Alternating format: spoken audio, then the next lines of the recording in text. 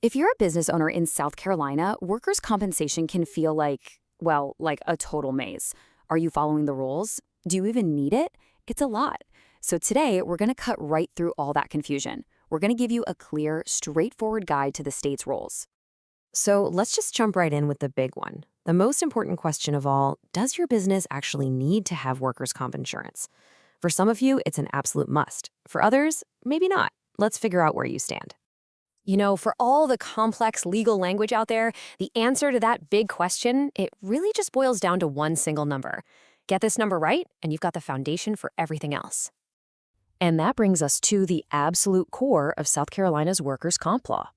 People call it the Rule of Four. And believe me, it is the first thing you have got to understand to know if you're compliant. And there it is. The magic number is 4. As a general rule, if you regularly employ 4 or more people, that's it. The law says you have to carry workers' compensation coverage. But, and this is a big but, what really counts as an employee?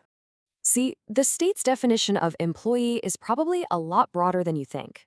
We're not just talking about your full-time staff here. Your part-time workers count. Even family members, if they're on the payroll, they count towards that number 4. Oh, and here's another little catch. If your annual payroll tops $3,000, you might have to get coverage even if you have fewer than 4 employees. So definitely keep an eye on that. Okay, so the Rule of 4 is our starting point. But, like with any law, there are always exceptions and some tricky situations. Now we're going to dive into those gray areas, because this is where a lot of businesses can get tripped up, especially when it comes to contractors. Now, the law does spell out some clear exemptions. This includes groups like agricultural workers and railroad employees. They're usually covered by different systems entirely. And you'll also see casual employees on this list. Think of it this way.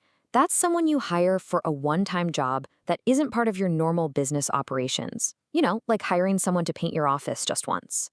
Ah, yes. This is hands down the biggest source of confusion for business owners. You hire someone, they run their own business, you pay them with a 1099 so they don't count towards your 4 employees, right? Well, it is not that simple. And this is so important, so listen up. Just because you pay someone and give them a 1099 tax form does not, I repeat, does not automatically make them an independent contractor in the eyes of the state.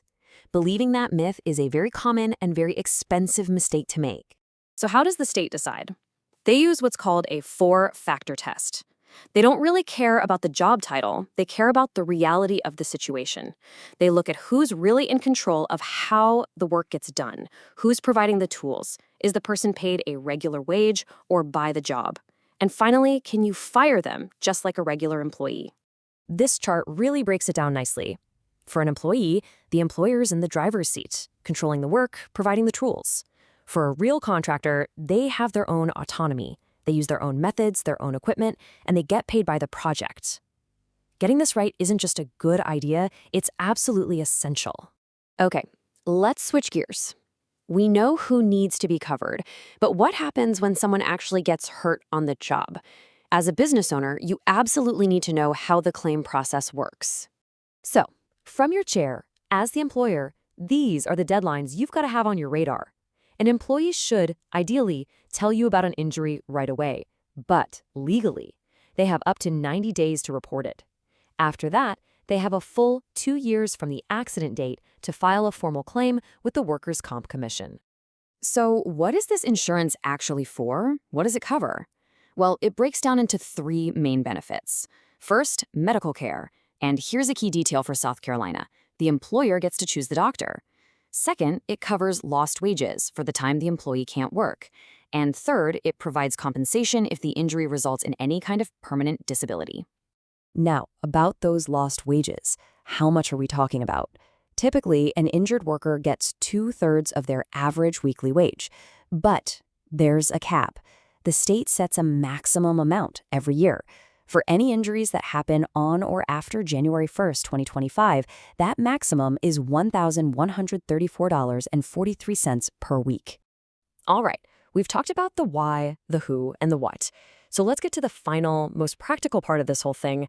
How do you actually go out and get this insurance for your business? You've got a few different paths you can take. The most common one is just buying a policy from a commercial insurance company here in the state. If you're having a hard time getting coverage for some reason, there's a state program that can help. And for bigger companies, there are options to become self-insured or even team up with other businesses in a self-insurance fund. And that really brings us to the bottom line. We've gone through the rule of 4, the exemptions, that super important contractor test, and the claim process. So now, just take a second and think about your own business. Are those people you call contractors really contractors by the state's definition? Do you have the right policy in place? Knowing the rules is one thing, but making sure you're protected, well, that's what